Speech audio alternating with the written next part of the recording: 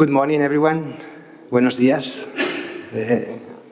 I know there are people from Latin America in the room, maybe others also following, but the panel will be conducted in English. Thank you for coming. My name is Eduardo Suarez. I'm the head of editorial at the Reuters Institute. Our mission at the Institute is to explore the future of journalism around the world. So this is a panel that is absolutely on mission for us. It was proposed by the good friends of Radio Ambulante, and I was really, really happy to be here chairing it because, you know, these are three women journalists from the region that I admire, and that they are doing really great work in covering a region that is so diverse and so full of nuances. And I think that's some of the things that we are going to be discussing today. Latin America is a very important region in terms of journalism and in terms of how journalism is consumed. Is quite special in the sense that it is a very young continent, so a lot of young audiences, and also news are usually consumed through mobile phones and through social networks, and that introduces, you know, some challenges for us as journalists. So again, something that we will be discussing today. Without further ado, I'm going to introduce the speakers. At the end, you see Maria Teresa Ronderos. Is an award-winning journalist from Colombia. Many of you will know Maria Teresa, I'm sure. She's now the co-founder and editor of CLIP, which is an investigative outlet focusing on doing cross-border investigations in Latin America and beyond. It was founded in 2019, I think, and they have done 22 projects with 90 media partners, which is really, really impressive. Then here's Silvia Vinas. Silvia is the executive producer of El Hilo. Maybe some of you listen to El Hilo. It's a wonderful weekly podcast produced by Radio Ambulante. They have produced 155 episodes, which is a lot, and they have around 8 million downloads, I think, which is super impressive. If you haven't listened, I really recommend. And finally, here's Alejandra Sanchez Inzunza. She's a Mexican journalist. She's the founder of Dromomanos, which is a production company doing journalistic projects in Latin America. They launched in 2011, so a long time ago. They have 10 team members, and they are covering Latin America, you know, working with 60 media partners, you know, news organizations like El País, Vice, El Universal, Efecto Cocuyo, El Faro, Piauí, many news organizations in the region that we all know. Thank you, everyone, for coming today. There will be time for questions at the end, but I would like to start, you know, asking our panelists. Obviously, Latin America is such a diverse continent. You know, something happening in Colombia is very different from Mexico or Argentina or Brazil. So, you know, what would be your advice, you know, to you know, people who are watching here or online, you know, in approaching the region? Maybe we can start with Maria Teresa. What do you think, you know, global news organizations or foreign news organizations should be taking into account with approaching this continent? Well, thank you very much. It's very nice to be here, and thank you to Radio Ambulante for having thought of this panel. What I think is, I think it's good to listen to Latin Americans. It's good to follow some of the, you know, cross-border, international, of course, CLIP, which I am, of course, advertising right now. But all the others, like El Hilo, Radio Ambulante, like Dromomanos, like many other news outlets that are producing information from Latin America, from the Latin American point of view, if you could say that.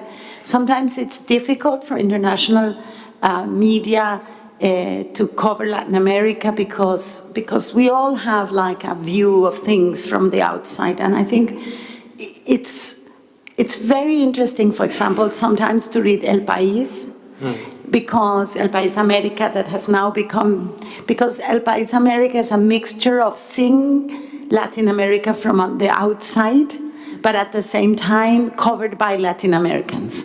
So it's like you have the best of both worlds. Of course, there's superb international journalism about Latin America, and sometimes international journalists can see things we cannot see. But what we want, what we do, and what we would love more people to look, is to see the structural and common patterns. So you see it is very diverse. What you say is true, Eduardo, but it's also, there are some structural problems that are actually affecting the whole region, or some international bad actors that are actually harming the whole region. And I think we have to identify these actors, identify these structural problems, and see what's common in all this region, because it's the only way we can start to address it. And sometimes problems cannot be solved in the country, inside the country, but precisely because there are too many international influences. So if you actually see them and make them visible, then it becomes easier to understand the problems.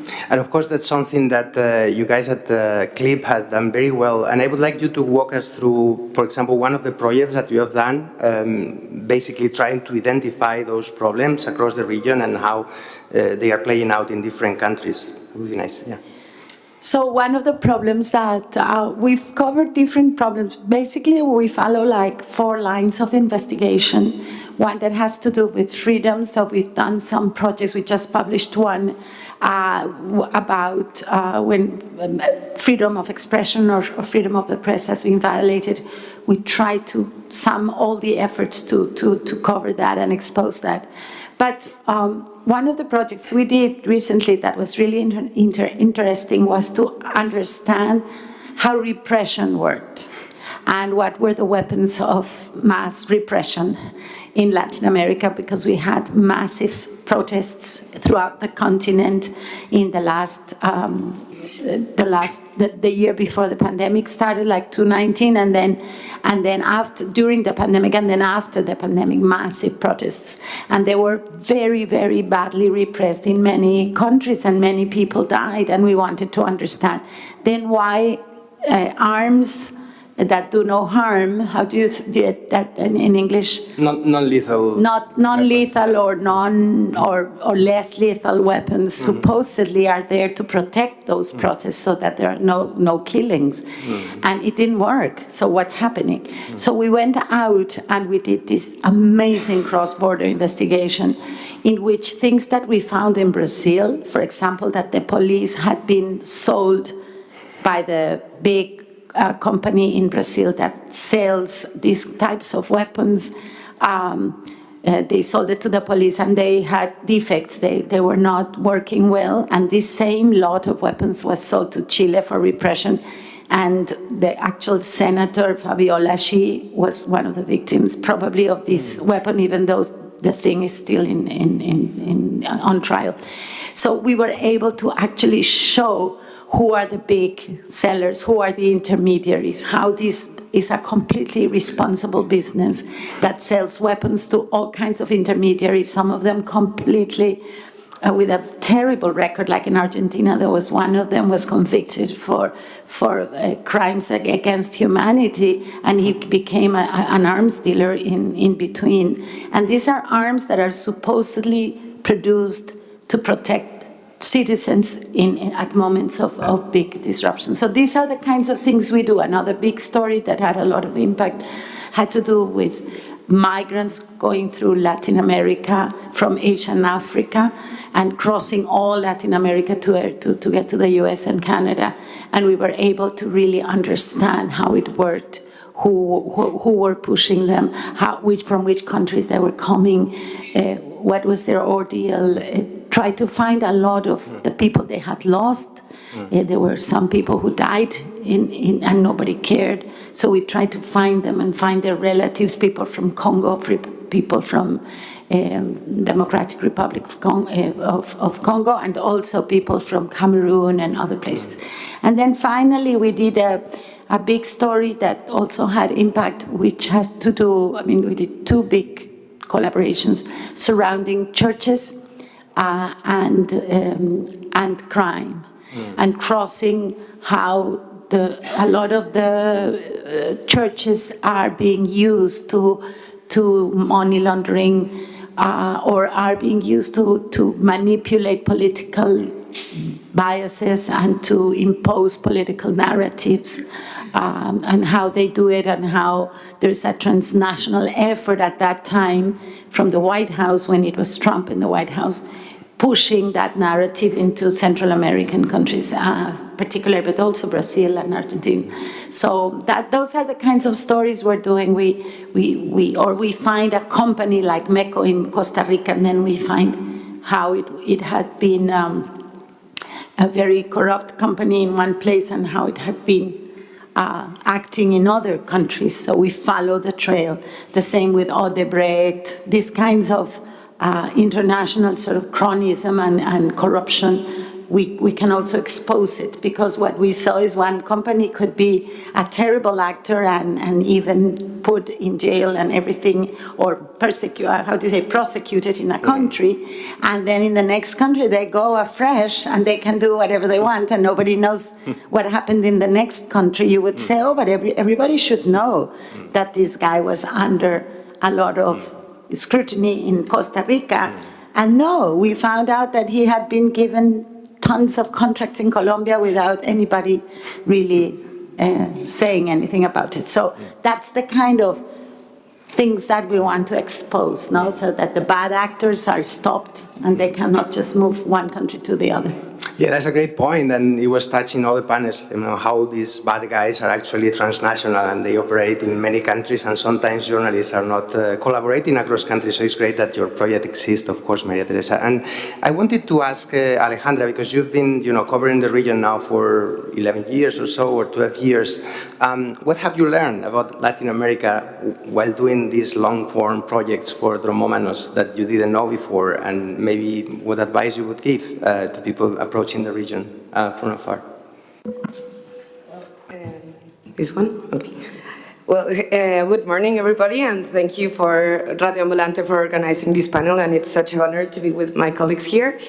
Well, Dromomanos is like a very sui generis thing. It started with two reporters traveling all over Latin America for 2 years, trying to understand how does drug trafficking affects each country.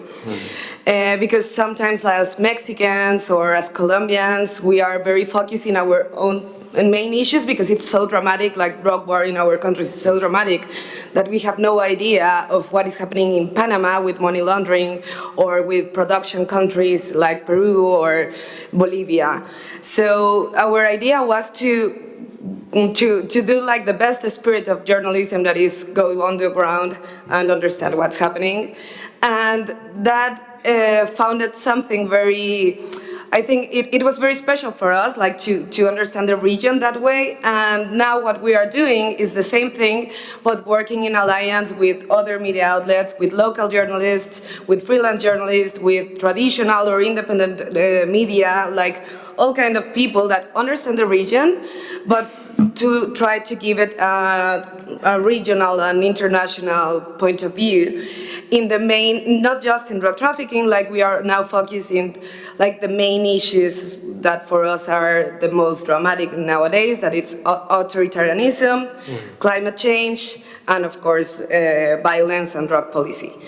So I think to start like that, like freelance journalists just covering now, help us a lot to understand better the problems, to not repeat what is happening, but also to learn a lot from our colleagues, like from local journalists that are in risk, because we are one of the most dangerous regions in the world for being journalists, and to learn from them and to respect their work and to help them also to be in other places, like that, to be published in international media outlets, because that's how we work. We are not like a media, we publish our own investigations, but also we work with BAIS, with El País, with different media that can also give more exposure to the topics that we are covering.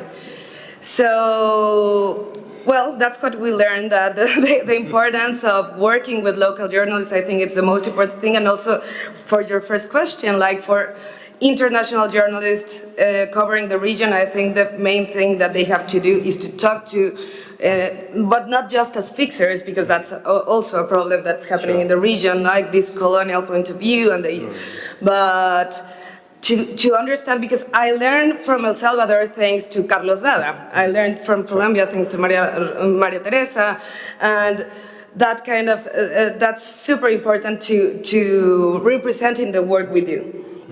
I don't know if I'm talking too much. So. No, it's really interesting, of course, Alejandra. And we did a project together with Dromomanos that was called The Addictive War, and I recommend it because it really found the stories of why these drug policies letting us nowhere now.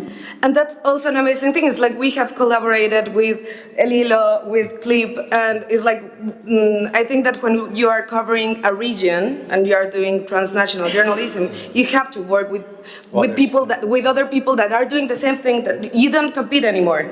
It's like now it's collaborative, and that's the only way to do this kind of journalism, and that's beautiful also. Of course. Well, Silvia, I wanted to talk to you, as the final person in this first round, because obviously your project is a bit different. I mean, it's a weekly podcast. I mean, Maria Teresa and Alejandra are more focused like on long-form investigations, and the rhythms of a weekly podcast are much more demanding, I guess, right? And I wanted to know, I mean, how do you guys decide, the topics that you deal with, the kind of stories that you go for, also taking into account that Radio Ambulante is also doing their own work. So I want you to know a bit more about the process that you follow for each episode. Okay. Thank you everyone for coming, and thank you for having us. So I think it starts with our team. We have a Latin American team, right? So how many countries are you based on? Well, let's see, Uruguay, Venezuela, Mexico, I'm in the UK, Colombia, yes, we're all over. And I think that really helps because we have an editorial meeting every Thursday to pick the episode for not the next day, of course, but the Friday of the next week. And it's extremely useful to have a team with a Latin American view that they sort of have an intuition of what is too local and what would work for an audience that is regional and actually global. We have listeners in Europe, we have listeners everywhere.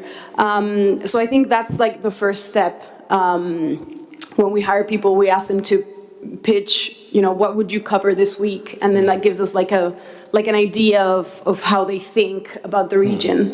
But we do a mixture of, the most important news of the week, which is very hard to tell because in Latin America, so many things are going on. Sometimes it's very obvious.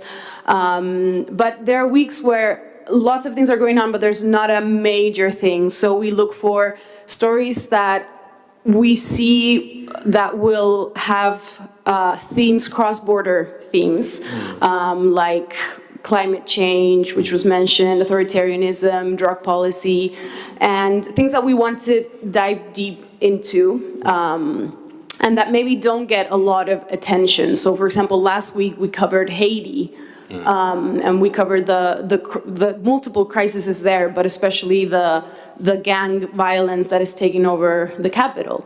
And another example we launched Radio El Hilo March 2020, and we all know what happened. We had been piloting and preparing a year earlier, but the pandemic was like the topic. And do you think that helped you guys or the opposite? I mean, I guess it helped because it was like, well, we have to cover this, but there was also how do we cover it? And because it was completely new, like, if you remember early on, like, we didn't know what was safe. We were washing our groceries kind of thing, So it was that time. And so we were preparing kind of a more evergreen episode about initiatives in Latin America to to be able to deal with the shortages that we have in Latin America.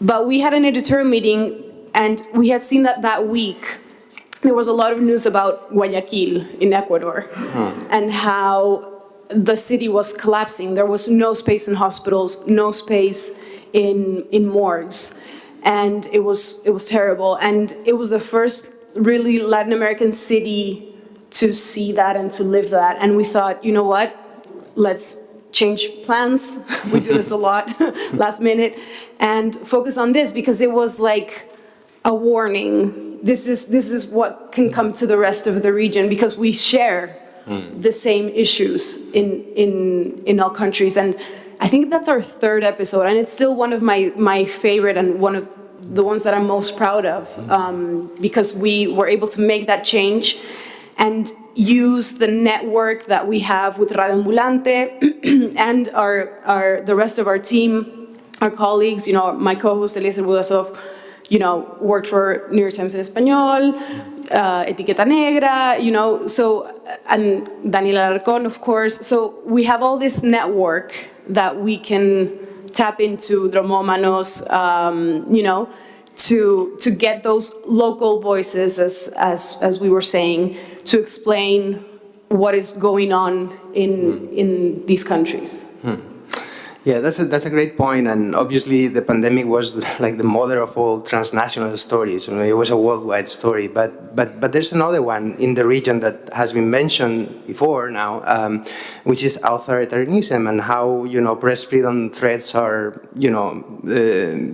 rising in the region in different ways. Obviously there are obvious dictatorships like Cuba, Nicaragua, and others, but also in democratic countries like Mexico, like El Salvador, like Guatemala. We are seeing journalists in jail, news organizations leaving, as El Faro last week. And I don't know, what are the strategies, especially for media organizations like CLIP or Dromomanos, that are actually more on the ground and covering stories. What are the strategies that you think journalists should take, to defend themselves, to try to address these problems? Sometimes it's like real threats, death threats. Sometimes it's more like, politicians harassing you and, calling you out from their press conferences. I don't know. Maybe Maria Teresa can start with this. I think there are like three things that journalists do, and we try to promote this a lot. One is to work to make your environment as secure as you can. To really know how to work securely from your computer, from the way you work, from the way you deal with life. You have to be aware of the risk and not become paranoid or anything like that, but a little bit of paranoia is really, really important to work, because if you are going to get into this difficult thing, for example, the story of Rafael, the Rafael project that we worked together with Forbidden Stories. And for example, we went to the actual place where things happened. We had to take a lot of precautions to go there. You cannot just go there like happily, go luckily, and then get into trouble. The second thing is collaboration. We are doing a lot of collaboration, and I'm sure Alejandra and you and Silvia, know this very well, with people that couldn't possibly publish under their own name in their own country, because then they would be put in jail or prosecuted or forced into exile. So they collaborate, we do stories together, and we just have like a generic signature so that people can actually publish. And I've practiced that in Colombia, where we had a very terrible era of journalists being killed. A lot of our colleagues from the regions, we worked together and we would do the stories together, but it would be like the big media outlet in Bogota would sign, and this would protect them, but still they could get their stories out. And I think the third thing that we have, and this is why I think CLIP exists in a way, is to fight back. It's not just a matter of protect yourself, resist, and be super careful. It's also about finding the sources of that authoritarianism and going after those who are producing that kind of narratives. What we're doing, and we've been doing now for about a year and a half, is covering this information. I think a lot of this authoritarianism comes from narratives that are being falsely and fakely produced massively in Latin America and in the rest of the world. But in Latin America, it has become really strong. Some come from the left, some come from the right, if there's a left and a right, I no longer know.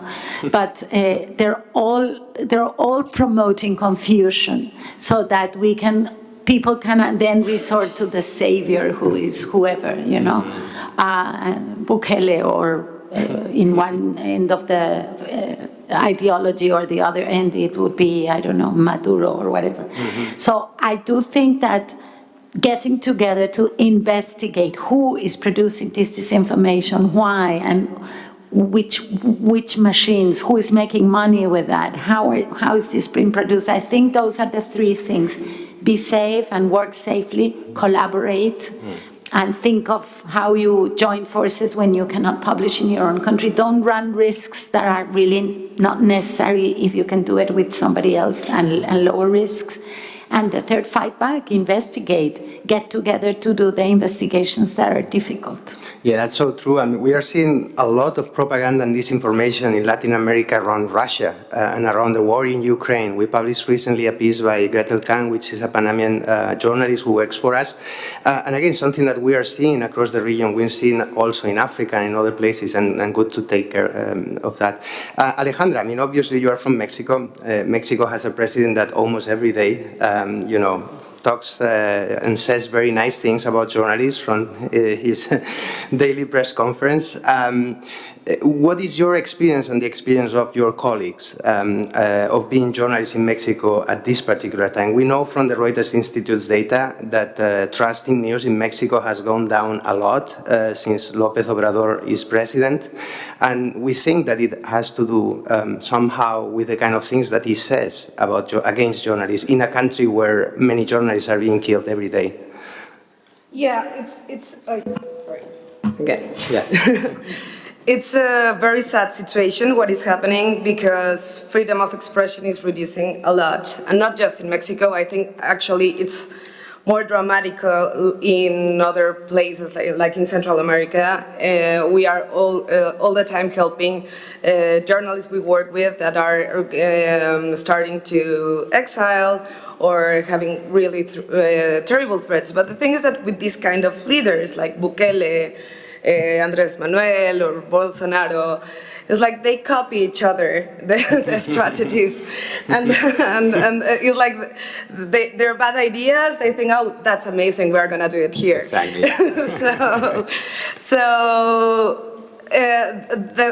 The thing that we can do, I agree totally with Maria Teresa, is like to collaborate and create safety nets to protect each other.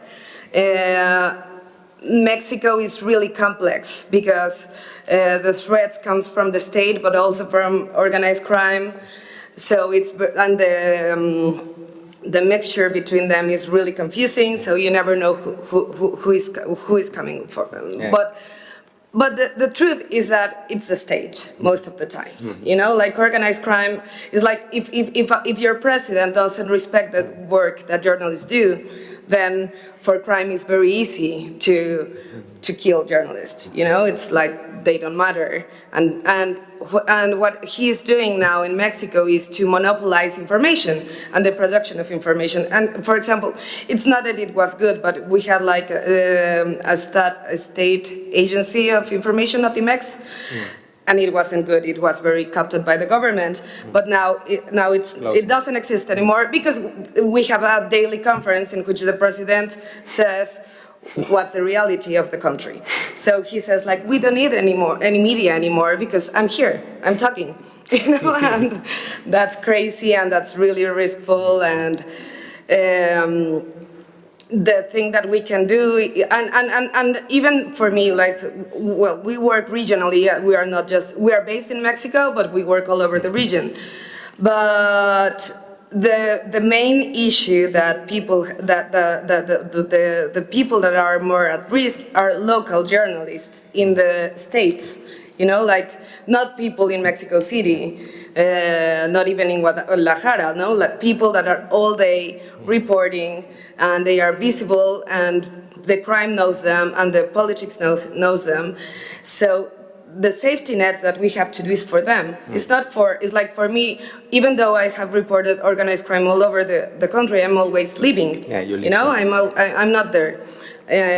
So I think that to create these kind of connections, we have now, this we are doing actually in Central America, but we have one project called Redacción Regional, that it's in alliance with independent media partners, small media partners like Contracorriente in Honduras and Divergentes in Nicaragua, and Divergentes is working totally in exile. No one is in Nicaragua. So what we are trying to do with them is like, first, we have the funding. Like we in Mexico have the funding because we, now they are also like these authoritarian governments are doing laws to forbid international organizations to give money to independent media or civil society. So that's one thing that, well, we receive them, and in Mexico that's not that bad, but it could be. Because the thing is that there are ideas to do the same thing, but until now it hasn't happened.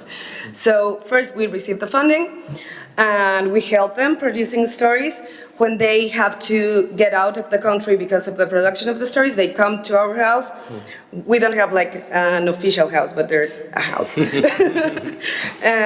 the Dromomanos house is called. And we have, so they can stay safe and publish and measure the risk before coming back. And about fighting back, we are also like developing, well, we are studying it now in alliance with some data-driven journalists and other kind of people, because that's not our expertise, of course. Our expertise is on the ground, but like technologies, and it's important to start working with people that know other things that you don't. And we're trying to understand like digital violence, because digital violence produces exiles and produces deaths. And it's like if Bukele says that Juan Martinez, an amazing journalist, is a gang member, he can be killed. So, well, the first thing that we do in that case is Juan, get outside El Salvador, come with us. And it's like, even though we are not an NGO and there are other people that do that kind of things, it's like we as journalists first is like to have common sense and what are we doing.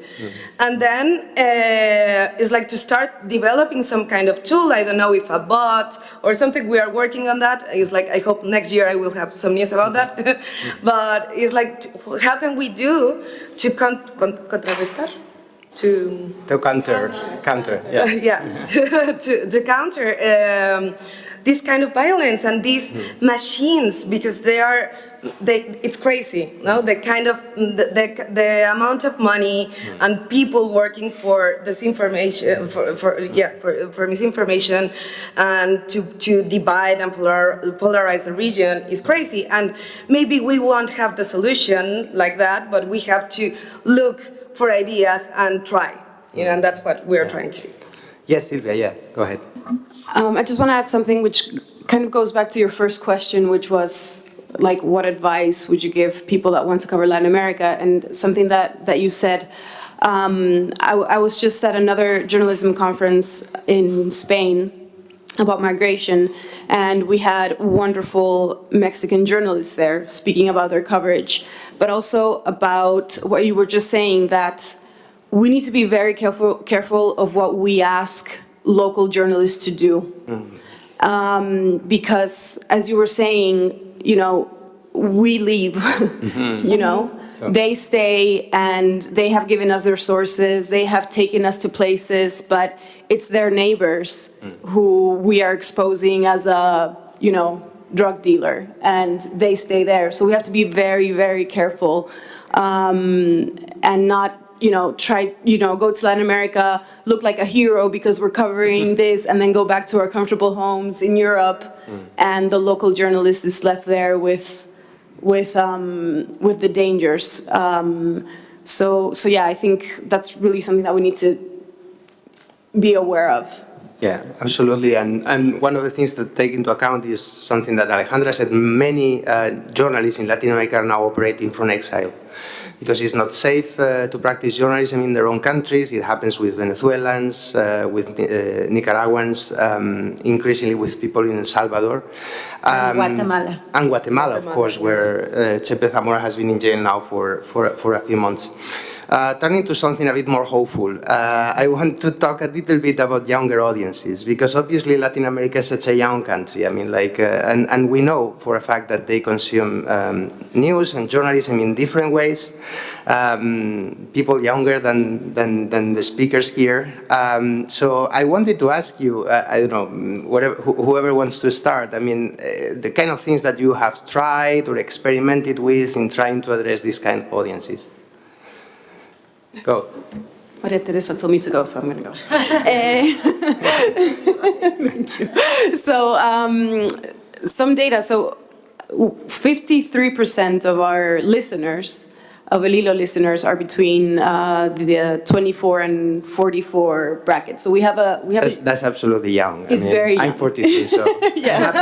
I'm happy with that definition. Yeah, and we've seen that reflected also on social media, which we know that's where they are.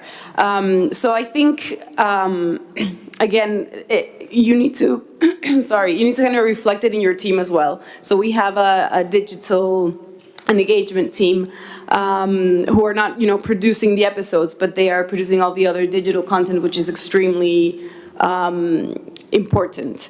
And they're two wonderful, very smart women who know this audience very well.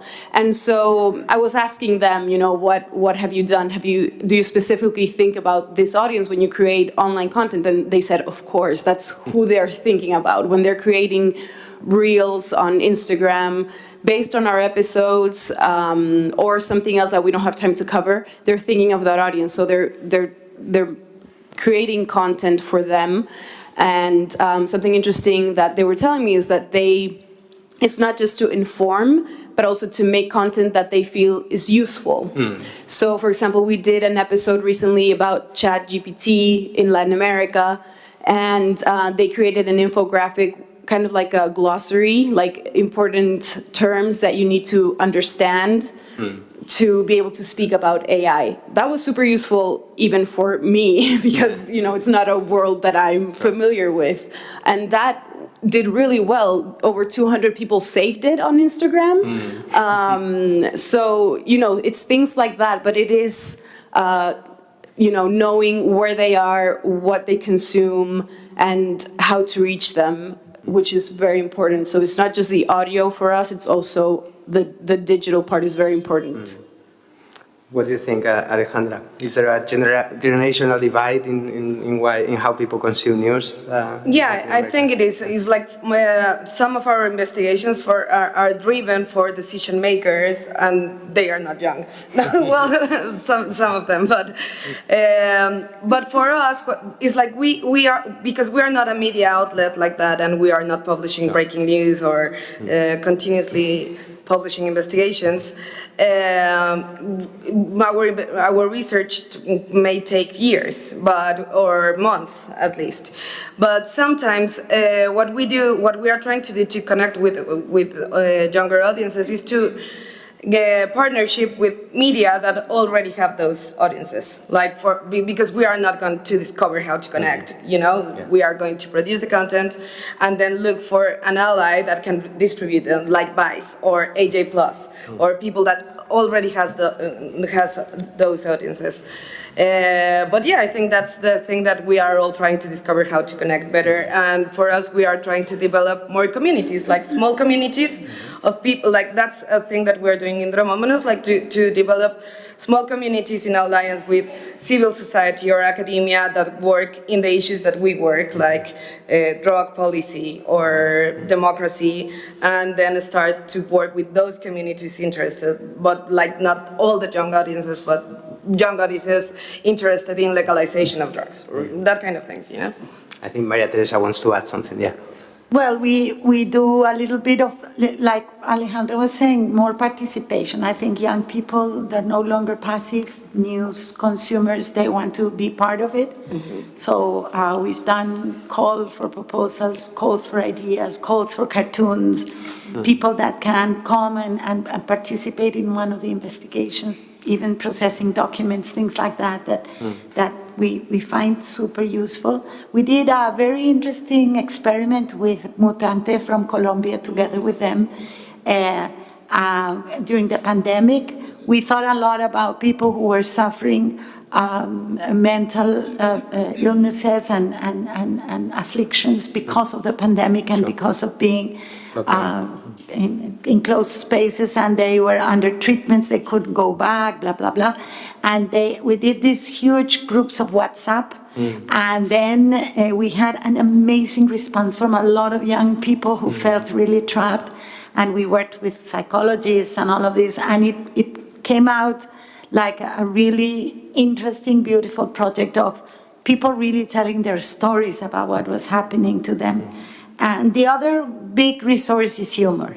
Of course. I think people in young audiences love humor, so we have done cartoons about really serious things. and we've worked a lot with Juan Rabel, who's a magnificent Venezuelan producer and comic and journalist in the US. And for example, he's done a wonderful, funny thing about when we covered this information during the pandemic on health issues. Like, he did a wonderful thing, like making fun of all of these guys who were making, because we found there was a German guy making lots of money producing this information during the pandemic. And with that, he did a wonderful cartoon. So that kind of cartoon video, it's very popular, very useful. I mean, it's nothing new, but I think younger people like that. Yeah. Yeah, I'm sure. Well, we're going to go to questions very soon, so think about your questions. But before, I want to do a very quick round here about the money, how to finance our journalism. I would like you to explain very briefly how your news organizations are funded, how you manage to do the valuable journalism that you think is worth doing. Maybe Alejandra can start, yeah. Okay, well, we have international funding, as everyone, but we are trying... That means foundations mostly, or... Yeah, Open Society for Foundation, all those.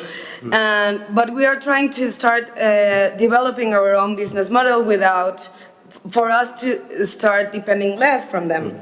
And we have 3 units. One of them is consultancy and communication strategies and impact campaigns for NGOs or academia too, and that's working very well. It's like 30% of our revenue came from that last year, and I think that the idea is to grow that, but it's another area. It's not like what Dromomanos, actually the area is called Dromolab, and it's working.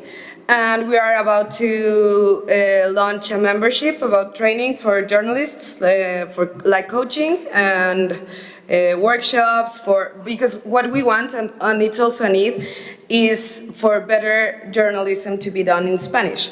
Because there are amazing journalists, amazing media outlets, but like the quality all over the region is not that good.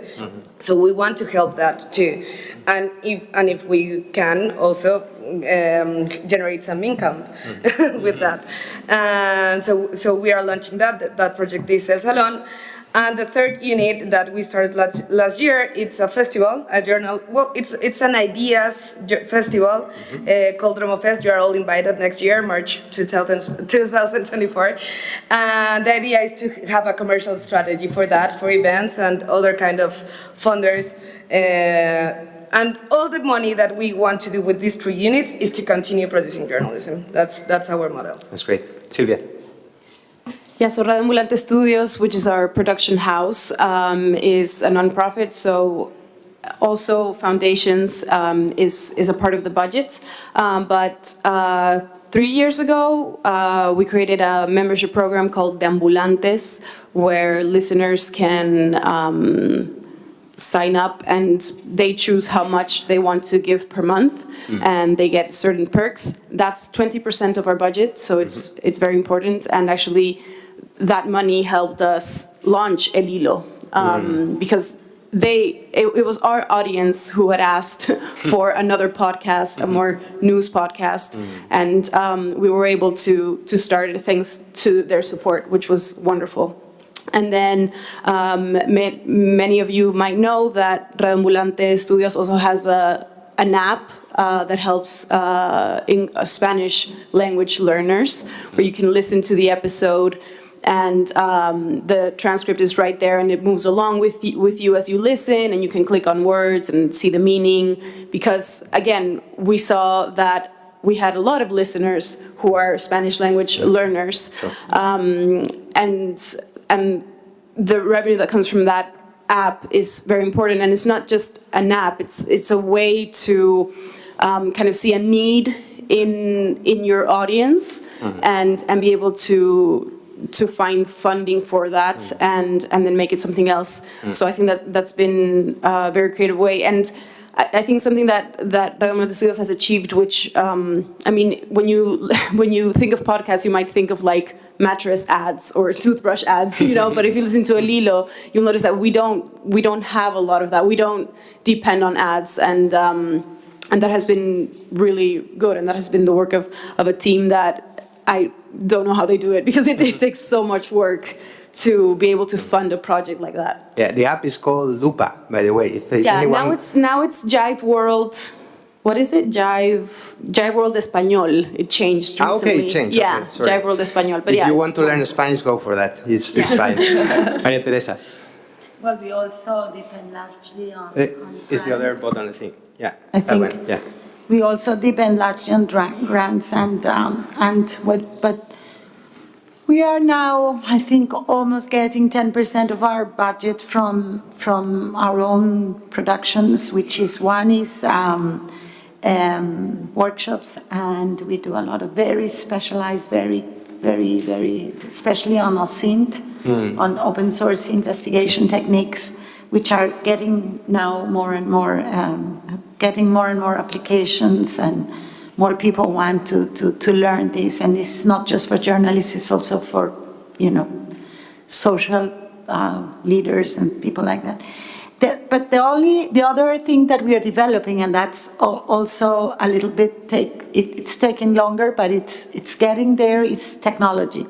We have a strong technological team, and we are developing some applications very, very useful for investigative journalism. For example, we have developed a platform where you can work completely safely. Everything is encrypted, everything is closed, and it's only for a group of people. And we are sharing it with many of our partners in Latin America, and they appreciate it very much. We call it La Vecita.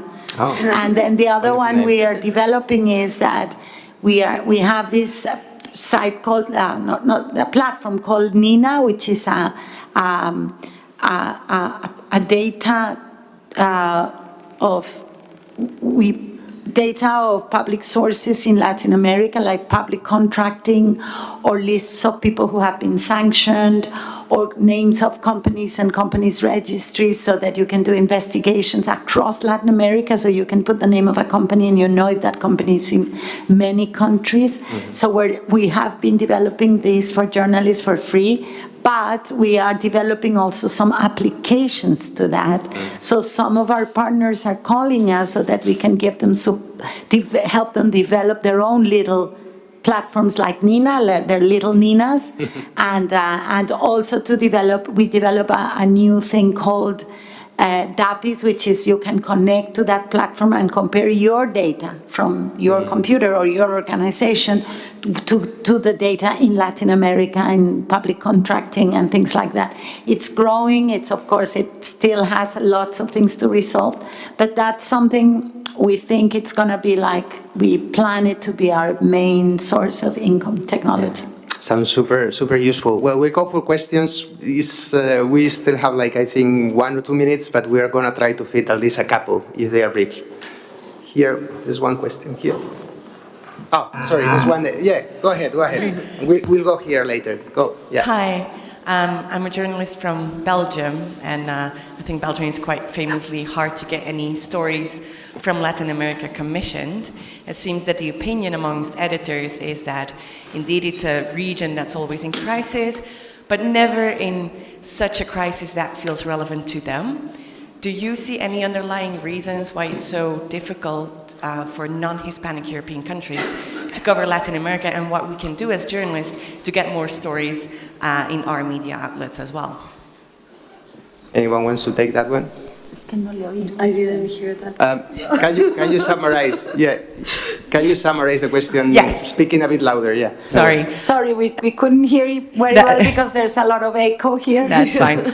Shortened, do you see any underlying reasons why it's so difficult for countries such as Belgium, the Netherlands, France, to cover Latin America, to get stories commissioned and published? Because there's not a lot of appetite amongst editors to do so. Okay. And do you know how to push through that barrier? Anyone wants to take that? Maria Teresa, go for it. Yeah. I think there's a problem with history. It's very difficult to solve. Which is actually, Latin America is interesting for Spain because we have a history together. There's a connection. Africa is more interesting probably to many countries in Europe who were colonizers of Africa, and so there's connections there. There's something they care for, they know, they've grown with. And of course, the English world only cares about the English world, the speaking in English. And then from our point of view of Latin America, we have this humongous wealth, which is Spanish. And so we really don't make a lot of effort to go and try to be published in other languages or whatever, because you can get how many, I don't know, 300, 400 million people who can actually read your stories in Spanish. So why would you bother to go and try to have them read in French or whatever? So I think, I'm being a little bit facetious here, but I do think that that's a lot of the difficulty, that the audiences in Belgium or in France, unless there's something really outstanding or something that connects to their own feelings. And editors know that, so that's difficult to get like, for example, now the Raphael story was played big in France because it was a French group, like Forbidden, but stories. Also because it's like an emotional thing. There is like... Yeah, emotion always connects. That's and then, true. And then also the fact that some of the coal that was exported in the region where Raphael was killed was exported to the Netherlands. So then the Netherlands gets interested. So you would have to find what would interest that country to be able to make the connection. Because as a general rule, I think there are like communities of interest that it's difficult to cross around them. Let's go for a final question over there because it's time now almost to finish. Go. Yeah. First of all, thank you very much for all your comments. It's been super helpful. My name is Josephine and I work on Africa Podfest. And one of the main areas that I keep being asked about is how can I get more Spanish language content that's relevant to countries that have English, French, Portuguese, that as their main languages in Africa. So there are countries where, for example, in Angola, they ask us for content that's relevant and kind of connected. And I couldn't help but wonder, if there's some good examples of collaborations with different regions where it's not part of the 300 million, but it's a sizable, chunk on the western side of Africa. We have that example. So I hope that's a little bit short for the end. Thank you. To be honest, I don't know of many global projects. It's like something that we definitely are interested in, but we haven't done it before because it's like Latin America is like a really new concept, as Maria Teresa was saying. It's a history thing.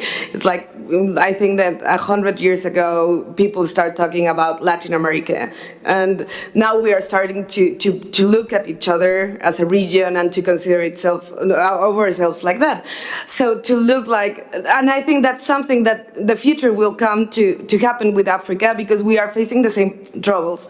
We are facing colonialism. We are facing racism. It's like we are having the same things. We are facing drug trafficking. The roots are really similar. What happens in Brazil and what happens with Guinea Equatorial is really similar. So I think we have to have those kind of projects and to start, like, these kind of places are great to meet people, to start working with these kind of collaborations.